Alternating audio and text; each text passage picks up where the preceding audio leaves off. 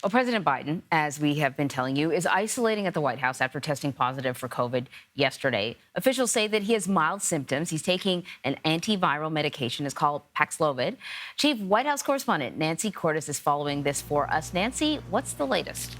The latest, Anne-Marie, is that I just spoke with the White House COVID coordinator, Dr. Ashish Jha, a few minutes ago, and he says that as of 10 o'clock last night, when he last spoke by phone to the president, Mr. Biden still had those same mild symptoms. They had not gotten any worse. Dr. Jha says the president's prognosis is very good. He has been double vaccinated, double boosted as recently as late March, and he continues to conduct phone calls and Zoom meetings while in isolation. I'm doing well. Getting a lot of work done. Going to continue to get it done. In a 21-second video message, President Biden sought to reassure the public, as his aides did the same. President Biden is currently experiencing mild symptoms, mostly a runny nose and fatigue, with an occasional dry cough. His first positive test comes 28 months into the pandemic, at a time when White House COVID precautions have loosened. Mr. Biden attended largely maskless meetings in the Middle East this past weekend, spent time Tuesday with Ukraine's First Lady, and went to Massachusetts Wednesday before testing positive on Thursday. I tested negative this morning. I am going to keep my schedule. First Lady Dr. Jill Biden has been deemed a close contact and donned a mask in accordance with CDC guidelines as she visited a school in Detroit. Keep the faith. It's going to be okay.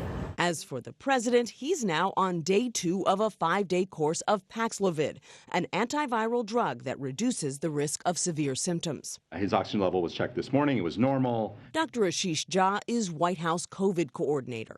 Has the president had to halt any of his regular medications now that he's taking Paxlovid? And what are you doing to mitigate the risk from halting those medications? There are 2 medicines he's on, Eliquis and Crestor, cholesterol-lowering medicine, and a blood thinner for his atrial fibrillation. They both get stopped for the 5 days that he's on Paxlovid, and then they get restarted, and it's totally fine and pretty normal practice.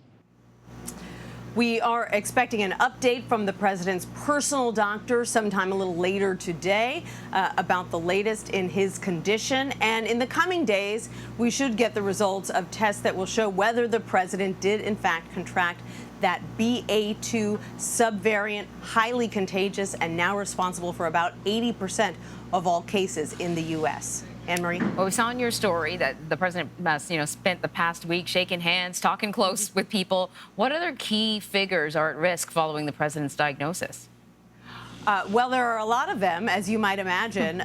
For example, just Wednesday, he traveled to Massachusetts with at least 8 White House aides. He was also on the plane with a couple of U.S. senators. He shook hands with more lawmakers when he landed. He shook hands with the governor of Rhode Island. Not clear whether all of them would be considered close contacts. They were not necessarily with the president in his direct presence, unmasked for 15 minutes. But, it just gives you a sense of the scope of the contact tracing that is going on right now. And it depends on how far back White House doctors want to go. Are they going to try to ascertain the condition of all of the Arab leaders, for instance, that he met with in Saudi Arabia over the weekend? The president also went to church on Sunday evening. And so a lot of those individuals, like Senator Elizabeth Warren of Massachusetts, have already come forward to say that as of right now, they're testing negative, but wearing masks as a precaution and distancing as recommended by the CDC. But at this point, we aren't aware of anyone who has contracted COVID from the President of the United States. And the First Lady, we know, is planning to head to their home in Wilmington, Delaware, to keep a little distance between herself and the President of the United States over the weekend. Yeah, and she's maintained her schedule. The president said he's going to continue to work in isolation. I don't know. I imagine there are some things that he maybe needs to be there for. Will the vice president be filling in some way over the next 10 days?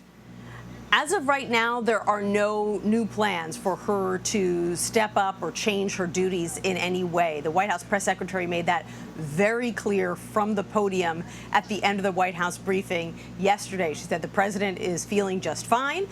He is continuing to discharge his duties. Yes, he is in isolation. No, that's not perfect. But she said that he's got all his faculties. He's able to conduct phone calls. He's able to be involved in Zoom meetings. It's just that he's going to have to do that remotely until he tests negative per White House protocol. So we don't know how long that's going to be. Could be 5 days, could be 10 days. So obviously there are some presidential events that are going to have to be canceled. He's supposed to go to Florida to meet with law enforcement officers on Monday. Hard to see how that event continues to take place. That'll be right at the 5-day mark. So there's no question that plans are going to have to be shifted around. But at this point, White House officials say there is no need to engage the vice president in any presidential duties. All right, Nancy Cordes at the White House. Thanks, Nancy. You're welcome.